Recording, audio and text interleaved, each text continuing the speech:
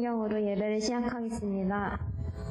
나는 전능하신 아버지 하나님 천지의 창조주를 믿습니다. 나는 그의 유일하신 아들 우리 주 예수 그리스도를 믿습니다. 그는 성령으로 잉태되어 동정녀 마리아에게서 나시고 본디오 빌라도에게 고난을 받아 십자가에 박혀 죽으시고 장사된 지 사흘 만에 죽은 자 가운데서 다시 살아나셨으며 하늘에 오르시어 전능하신 아버지 하나님 우편에 앉으시다가 거기로부터 살아있는 자와 죽은 자를 심판하러 오십니다. 너는 성령을 믿으며 거룩한 공교회와 성도의 교제와 죄를 용서받는 것과 몸의 부활과 영생을 믿습니다. 아멘. 우리 모두 일어나서 찬양드리겠습니다.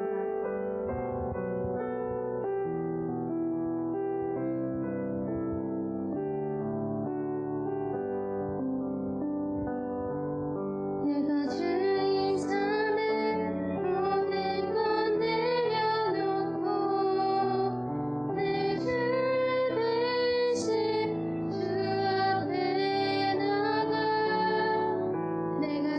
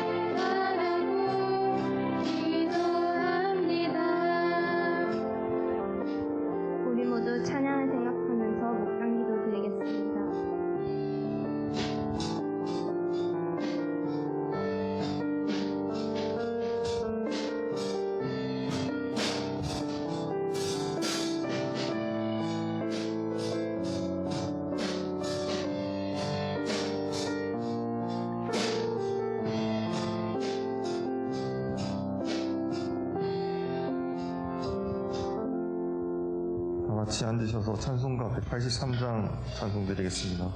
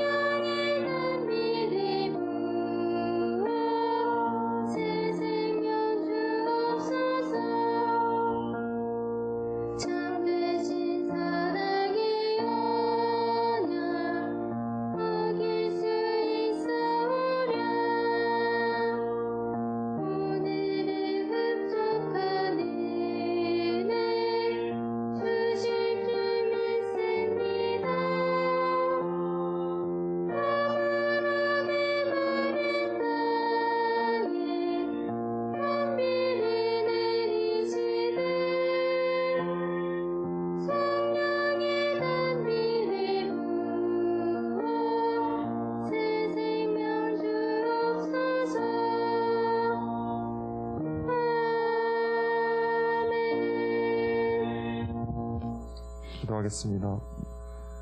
사랑하는 하나님 아버지, 세상 가운데 질병으로 인해 당연하다고 여겼던 것들이 특별한 것이 되고 이전과 다른 삶을 살아가고 있는 지금 저희 청소년 친구들이 모여 하나님께 예배드릴 수 있어 감사드립니다. 저희가 예배를 드리는 이 시간이 하나님과 함께하는 시간 되도록 이끌어주시고 저희가 말씀을 드릴 때 신실한 믿음을 가질 수 있게 도와주세요. 하나님, 세상 밖에는 믿음을 잃어버릴 수 있게 하는 여러 상황과 유혹들이 많습니다. 하지만 이 시간 신실한 마음으로 예배드릴 때 저희 친구들에게 그러한 유혹들이 아무것도 아닌 것이 될 수 있도록 이끌어주세요. 이 시간 예배로 나아갑니다. 목사님 말씀에도 힘을 주셔서 청소년 친구들이 하나님과 동행하는 삶을 사는데 큰 양식이 될 수 있도록 도와주세요. 저희 삶에 항상 함께해 주시는 예수님 이름으로 기도드립니다. 시간 준비하신 내용을 하나님께 드리겠습니다.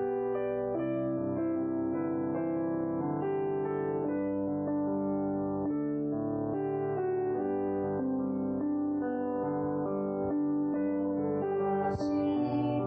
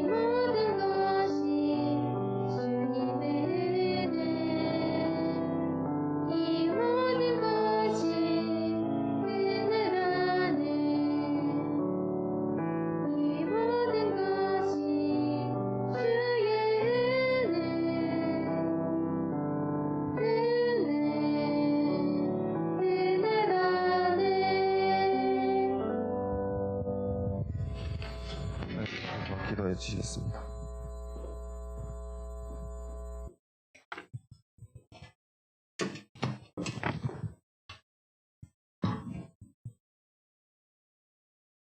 기도하겠습니다. 사랑의 하나님 감사드립니다. 오늘도 주일을 허락하여 주셔서 이렇게 하나님 전에 나와서 하나님께 예배하게 하심을 감사드립니다. 주님, 저희가 준비한 예물을 하나님께 드렸습니다. 주님, 이 예물이 쓰이는 곳에 하나님께서 영광 받으시며 또 하나님께서 정말 필요로 하신 곳에 이 예물이 쓰일 수 있도록 주님께서 은혜 더하여 주시옵소서. 감사드리고 예수님의 이름으로 기도드립니다. 아멘. 아멘. 오늘 말씀은 누가복음 11장 5절에서 13절까지 말씀입니다. 누가복음 11장 5절에서 13절까지 말씀.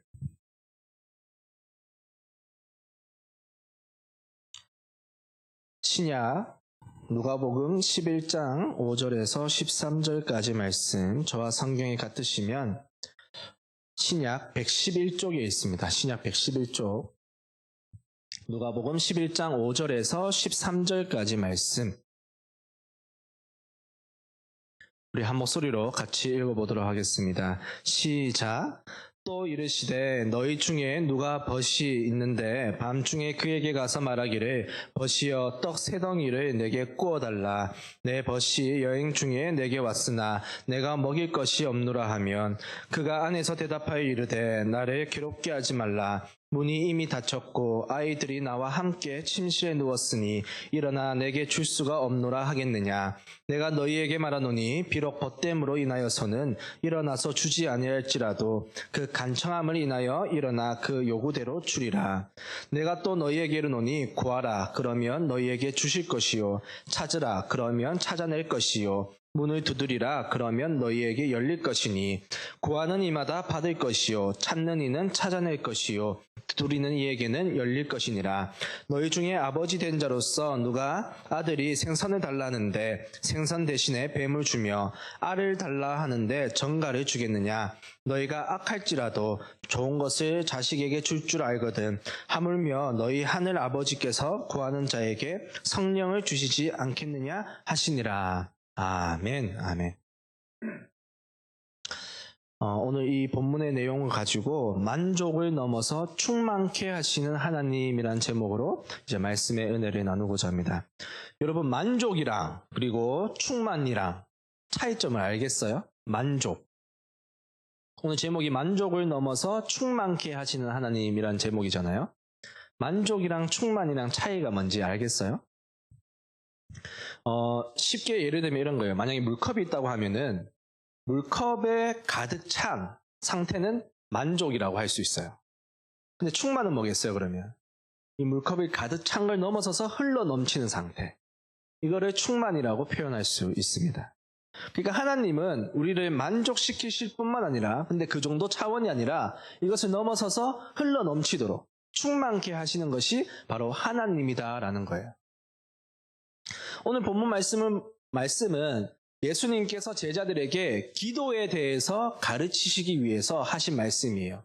기도를 가르치시기 위해서 이제 비유로 말씀을 하셨는데, 오늘 말씀은 사실은 굉장히 유명한 말씀이고 여러분들이 한 번쯤은 들어봤을 만한 말씀입니다. 그리고 오늘 말씀 사실은 믿는 우리를 굉장히 설레게 하는 그러한 말씀입니다. 뭐 때문에 설레게 만듭니까? 먼저 9절과 10절 말씀 한번 볼까요? 9절과 10절 말씀 같이 읽어보도록 하겠습니다. 시작.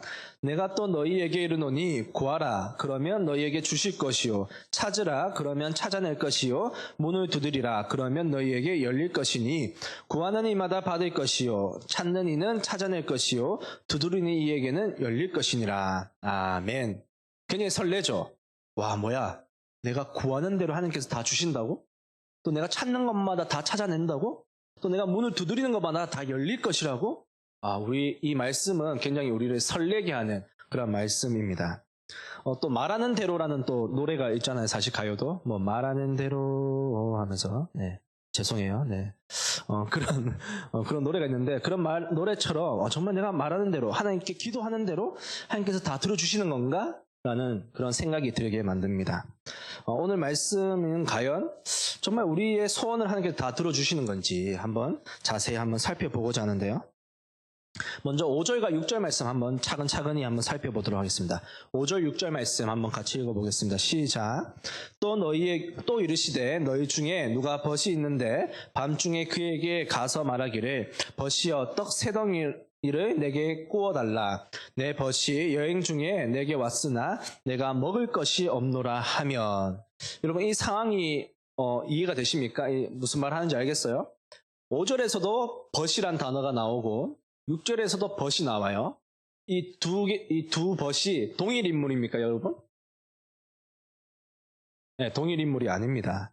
5절에서 말하는 벗은 동네 친구를 말합니다. 동네 친구, 마을 사람, 마을에 같이 사는 친구.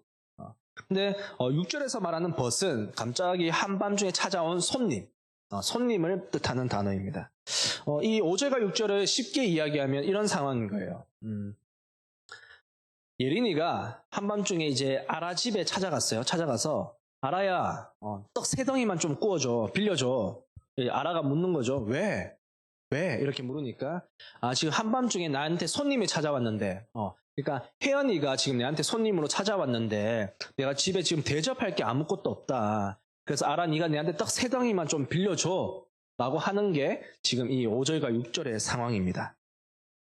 근데 여기서 떡 세 덩이라고 하는데 여기서 빵 이렇게 번역도 할 수 있는데 여기서 말하는 떡과 빵이 아주 작은 걸 얘기하는 게 아니에요. 그러니까 우리가 파리바게트 가면 소보로 이 정도의 크기가 아니라 지름이 60cm 정도 되는, 그러니까 사실은 엄청난 대형 피자와 같은 거죠.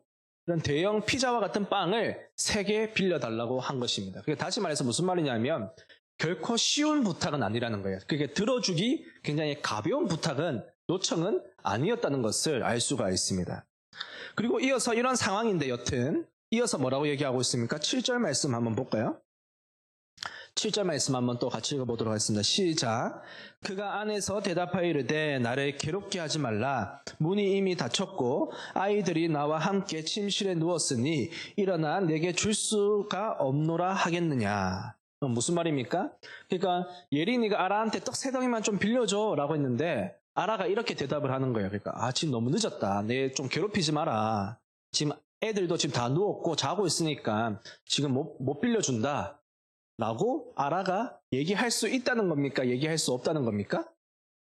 그렇게 거절을 할 수 없다. 핑계를 댈 수 없다라고 7절에서 말하고 있는 것입니다.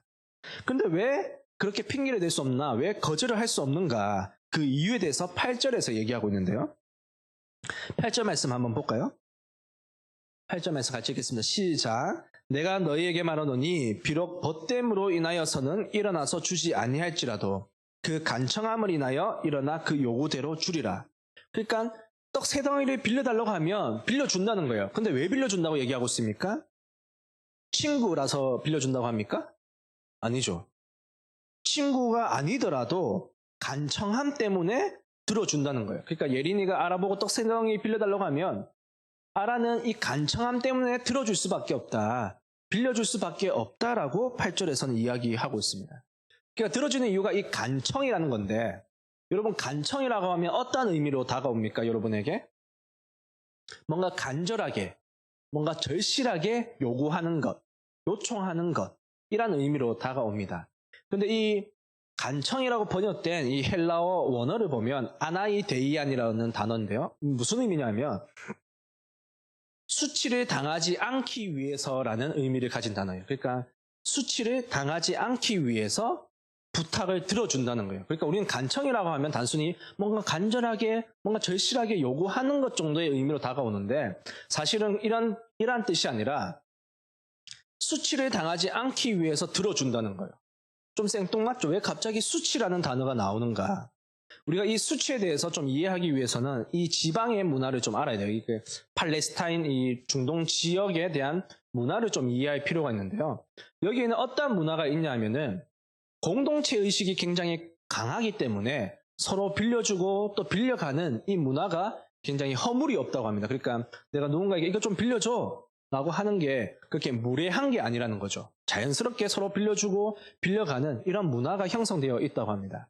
그리고 또 어떠한 문화가 하면은 자기 집에 손님이 찾아오면은 반드시 대접을 해줘야 된다고 합니다. 그러니까 밤중에 아까 전에 혜연이가 예린이한테 이제 찾아갔다고 했잖아요. 우리가 예를 들어서. 그러면 반드시 이렇게 손님이 내 집에 찾아오면은 반드시 대접을 해줘야 된다고 합니다. 그리고 근데 만약에 대접을 하지 못하게 되면은 굉장히 수치로 여긴다고 합니다. 수치스럽게. 근데 여기서 중요한 거는 개인의 수치로 끝나는 게 아니라 만약에 손님이 왔는데 손님을 대접하지 못하면 개인의 수치뿐만 아니라 이 마을의 수치, 이 공동의 수치로 여기는 문화가 있다는 거예요. 이 중동 지역에는. 그러니까 혜연이가 예린이 집에 갔는데 예린이가 잘 대접을 하지 않으면 예린이의 수치일 뿐만 아니라 예린이 동네의 모든 사람의 수치로 여긴다는 거예요. 그러니까 아라가 이런 떡 세 덩어리를 빌려달라는 이 요청을 들어줄 수밖에 없는데, 왜냐하면 이것은 예린이의 수치일 뿐만 아니라 곧 자기 자신의 수치 또는 우리 마을의 수치로 여기기 때문에 들어줄 수밖에 없다는 것입니다. 그리고 재밌는 것은 이 찾아간 손님의 태도예요. 우리는 어떻겠습니까? 우리가 밤늦게 누구 집에 찾아가서 좀 먹을 거 좀 달라, 또 마실 거 좀 달라, 또 한번 좀 재워달라라고 부탁을 하면은 굉장히 미안하고 또 감사한 마음 이런 게 있지 않습니까? 근데 이 지역에는 그런 게 없다고 합니다. 그러니까 굉장히 당당하게, 뻔뻔하게, 그러니까 당연시 여기는 그런 문화가 있다고 합니다. 그러니까 손님으로 찾아가면 난 당연히 대접받아야지. 내한테 먹을 것을 당연히 줘야지. 이런 문화가 있다고 합니다. 이게 오늘 말씀하신 예수님의 비유의 내용입니다. 근데 이 비유가 아까 뭘 가르치기 위해서 한 말씀이라고 했습니까? 기도. 하나님께서 기도에 대해서 가르치시려고 하는데 이 제자들에게 이 비유로 쉽게 설명을 해주셨다는 거예요. 이렇게 이 내용으로 말씀하신 이유가 무엇이냐? 그거는 이제 끝을 보면 되는데요. 10절에서 12절 말씀 한번 같이 볼게요. 10절에서 12절 말씀 또 한번 같이 읽어보도록 하겠습니다. 시작. 구하는 이마다 받을 것이요, 찾는 이는 찾아낼 것이요, 두드리는 이에게는 열릴 것이니라. 너희 중에 아버지 된 자로서 누가 아들이 생선을 달라 하는데 생선 대신에 뱀을 주며 알을 달라 하는데 정갈을 주겠느냐. 아멘. 그러니까 아들이 아버지에게 생선 좀 주세요, 생선 좀 구워주세요 라고 하는데 어느 부모가 뱀을 주겠냐는 거예요. 뱀을 안 준다는 거죠. 그리고 또 알을, 계란을 달라고 하는데 누가 자식에게 정갈을 주겠냐는 거예요.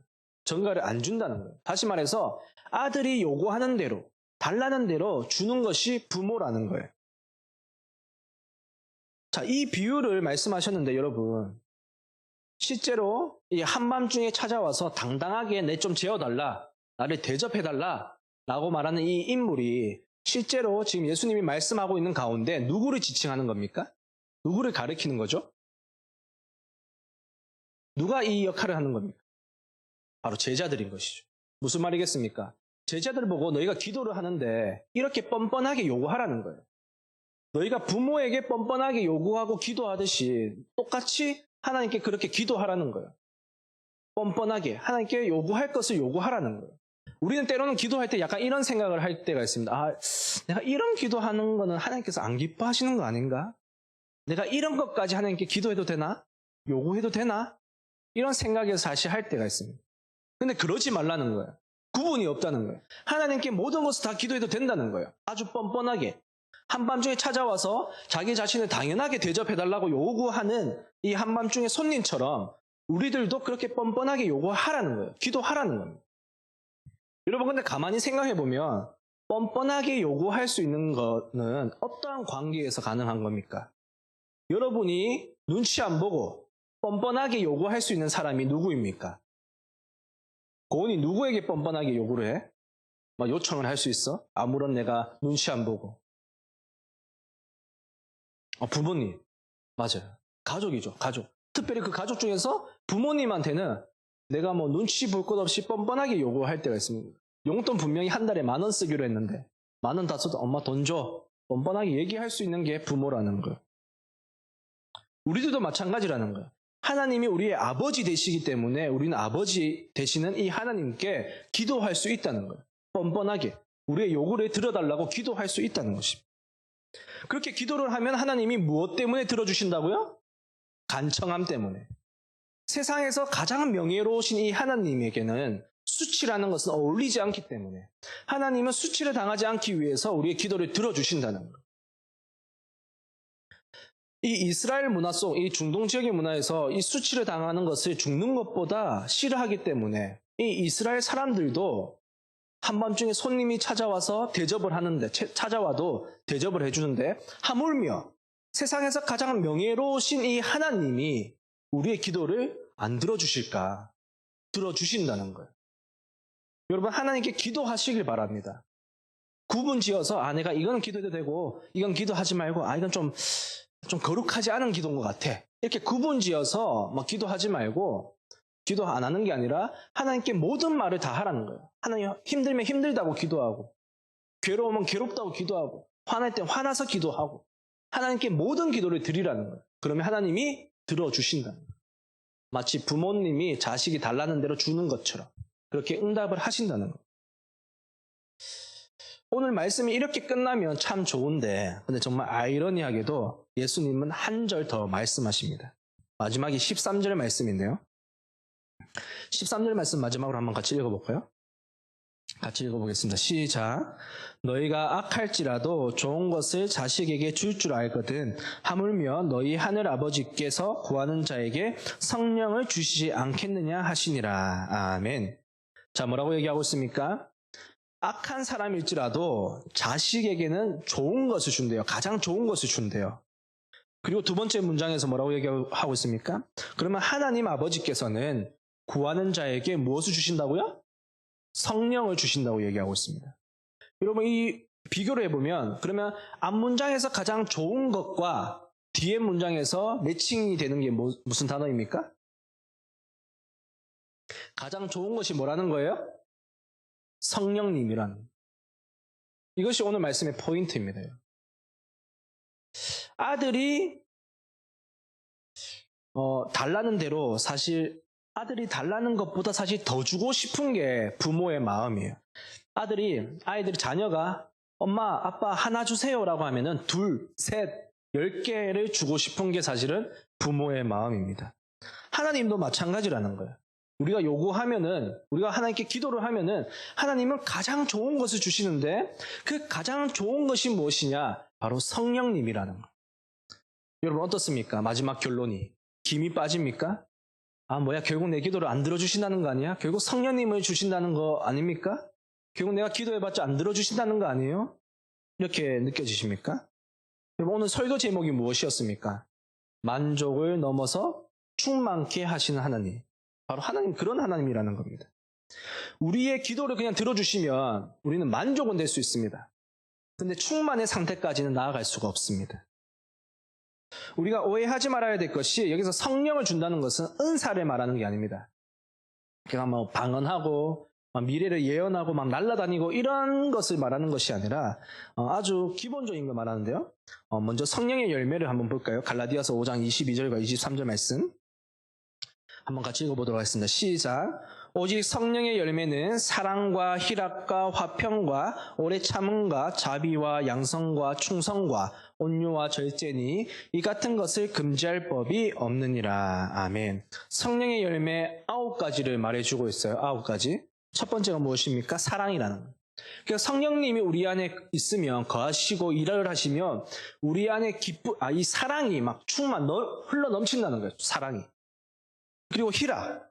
기쁨이 넘친다는 거죠. 단순히 기쁨이 이 정도 만족하는 것에 그치는 것이 아니라 기쁨이 흘러 넘친다는 거예요. 성령님이 우리 안에 계시는. 또 평화, 화평. 평화가 넘친다.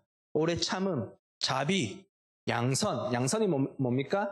적극적인 선을 행하는 것. 그러니까 우리 안에 선함이 흘러 넘친다는 것이죠. 또 충성, 온유, 절제. 이 같은 성령의 열매가 우리 안에서 흘러 넘친다는 거예요. 충만하게 된다는 거예요. 그러니까 예를 들면 그런 거예요. 목사님이 어떤 문제가 생겨서 걱정, 근심이 있어요. 그래서 목사님이 기도해요. 하나님 이 문제를 해결해 주십시오. 물론 하나님이 이 문제를 해결해 주는 것도 너무나 감사해요. 이 문제를 해결해 주시면 만족함이 있을 것입니다. 근데 하나님은 우리에게 더 좋은 것을 주신다는 거예요. 무엇을? 성령님을. 성령님을 우리에게 주심으로써 내 안에 그 문제가 있음에도 불구하고 기쁨과 화평과 희락이 넘친다는 거예요. 사랑이 넘친다는 거예요. 아직 문제가 해결되지 않았음에도 불구하고 걱정과 근심이 생기는 것이 아니라 오히려 기쁘고 오히려 화평해지고 오히려 희락이 넘치는 그러한 상태가 된다는 것입니다. 또 만약에 목사님이 물건을 갖고 싶어요. 뭐 아이패드를 갖고 싶다 가정을 해봅시다. 그래서 하나님께 기도해요. 하나님 아이패드 갖게 해주세요. 하나님은 우리의 부모님이 되시기에 들어주신다는 거예요. 그 기도를. 그런데 하나님은 아버지 되시기에 더 좋은 것을 주시는데 바로 성령님을 주신다는 거예요. 그러니까 물건을 이제 삶으로써 얻는 그 잠깐의 기쁨 정도가 아니라 정말 성령님으로 인해서 365일 기쁨이 넘치는 상태, 그것을 하나님께서 우리에게 선물해 주셨다는 겁니다. 그러니까 이런 것과 같습니다. 한 아이가 이제 성인이 되어서 독립하고 싶은 거예요. 이제 분가를 하고 싶어서 아버지, 어머니, 제가 이제 따로 살겠습니다. 그래서 이제 원룸에 나가서 살게 되었어요. 근데 집에 가보니까 아무것도 없어요. 그래서 이제 아빠한테 전화를 하는 거죠. 아빠, 여기 TV가 없어요. TV 좀 사주세요. 또 전화를 합니다. 컴퓨터가 없어요. 제가 롤을 해야 되는데 컴퓨터가 없어요. 사주세요. 뭐 또 냉장고가 없어요. 사주세요. 그러면 부모님이 들어주시겠습니까? 들어주시지 않겠습니까? 들어주신다는 거예요. 왜냐하면 아버지니까. 그런데 궁극적으로 정말 최선은 무엇인가? 정말 가장 좋은 방법은 무엇인가? 가장 좋은 것은 무엇인가? 그것은 그냥 아버지 집에 다시 들어오는 거라는 거예요. 이미 그 풍족하고 모든 것이 흘러 넘치는 그 아버지의 집에 아들이 다시 들어오면 된다는 거예요. 오늘 예수님은 기도를 가르치시면서 이것을 말씀하고 계신 것입니다. 우리 안에 정말 성령님이 계실 때 우리는 정말 만족을 넘어서서 충만함을 경험할 수 있다는 것입니다. 여러분 하나님께 기도하시기 바랍니다. 그리고 응답받는 경험을 하시길 바랍니다. 그리고 성령님을 구하십시오. 성령님이 우리 안에서 역사하시고 일하실 때 우리는 만족을 넘어서 충만케 하시는 그 하나님을 경험할 수가 있습니다. 성령님과 동행하는 삶을 통해서 만족을 넘어서 충만케 하시는 하나님을 경험하는 저와 여러분이 되기를 주님의 이름으로 축원합니다. 기도하겠습니다. 만족을 넘어서 충만케 하신 하나님, 오늘도 하나님 저희 나와서 하나님께 예배드리게 하심을 감사드립니다. 부족한 저희가 하나님께 기도할 때 저희들의 기도를 하나님이 들어주시고 또 응답받는 사건들을 통해서 저희의 믿음이 자라나도록 은혜 더하여 주시옵소서. 그리고 성령님이 우리 안에 거하시고 일하실 수 있도록 우리의 마음의 자리를 내어드릴 수 있는 저희가 되도록 은혜 더하여 주시옵소서. 감사드리고 예수님의 이름으로 기도드립니다. 아멘.